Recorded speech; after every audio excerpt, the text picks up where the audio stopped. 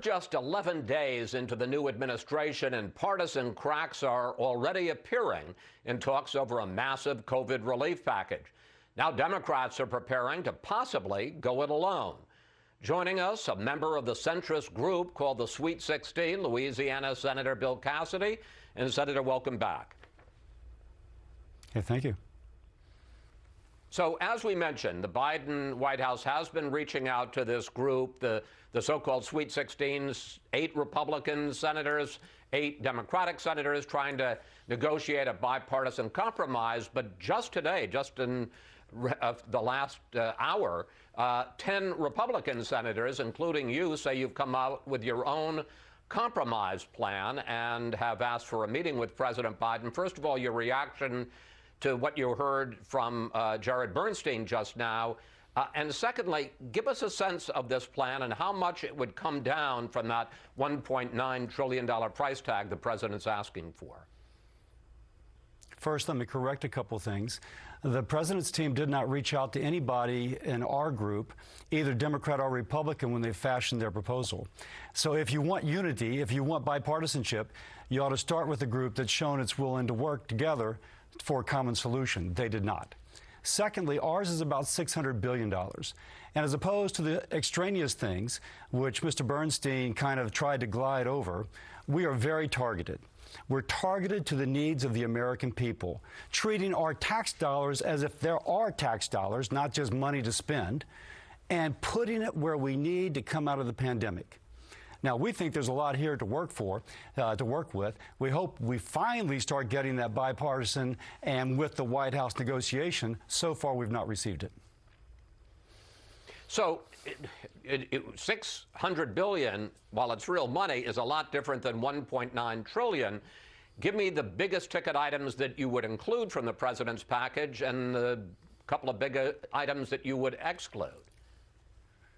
So we have $160 billion. We match his figure when it comes to vaccination. To increase capacity to make more vaccine more quickly, as well as to adapt to these variants which are coming across.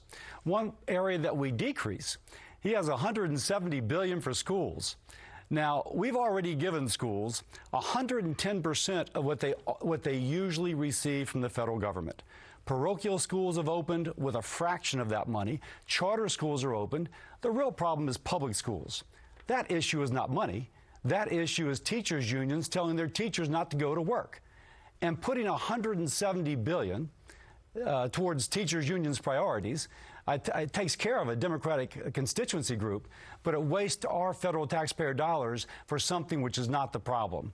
We have $20 billion to get kids back to school on top of the roughly $66 billion, which is on top of the $57 billion schools normally get. We can get kids back to school without, kind of bailing out the teachers' unions.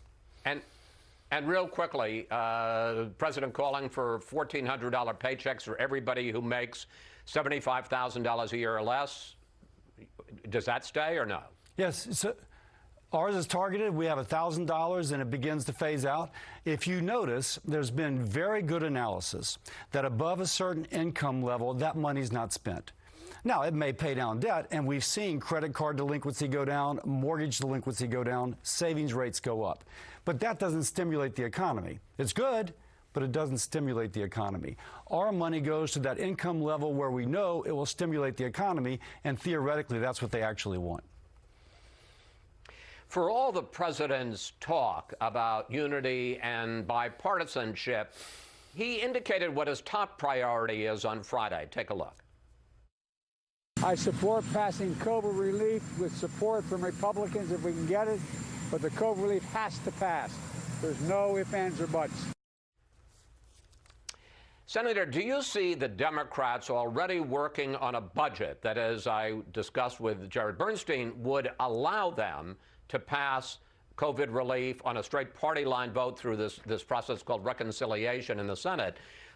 Do you see them starting already to work on that budget as a sign of bad faith?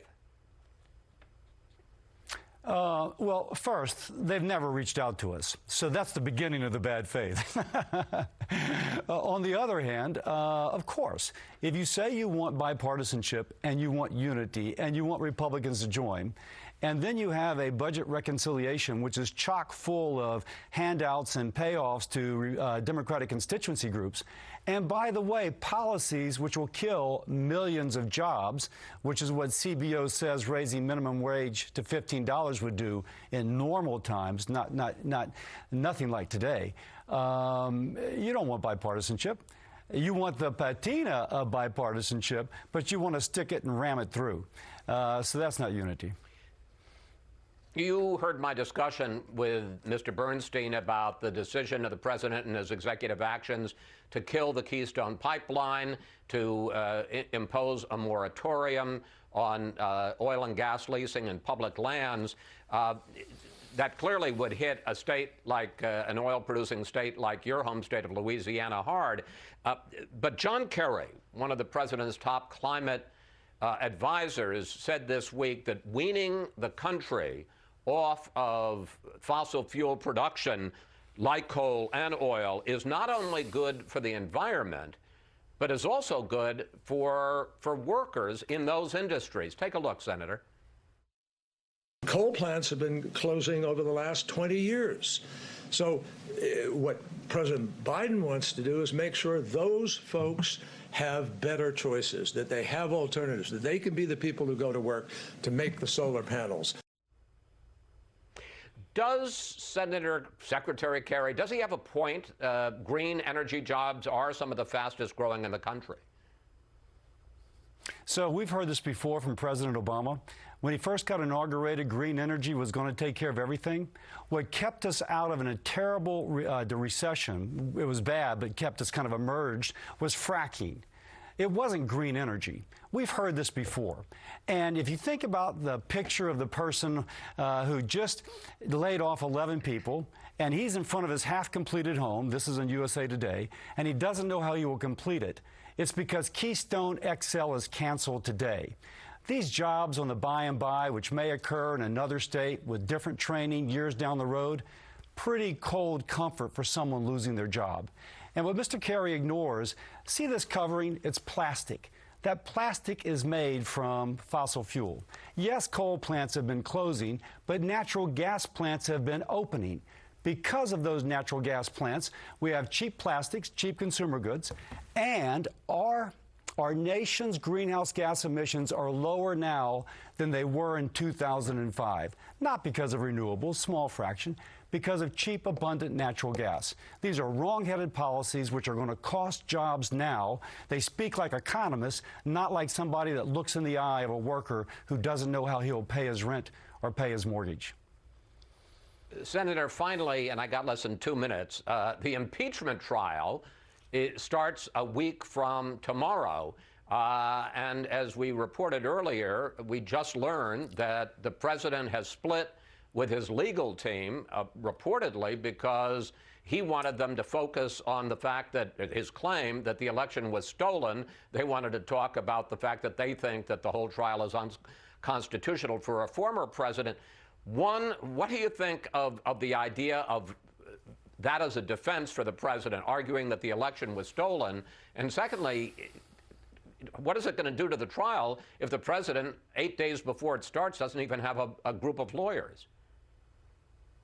I have no clue.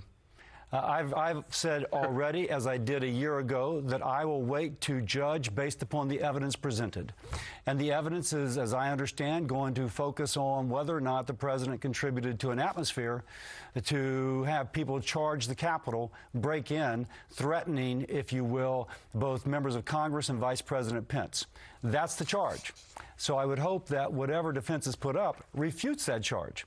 But again, I will wait to judge based upon the evidence which is presented.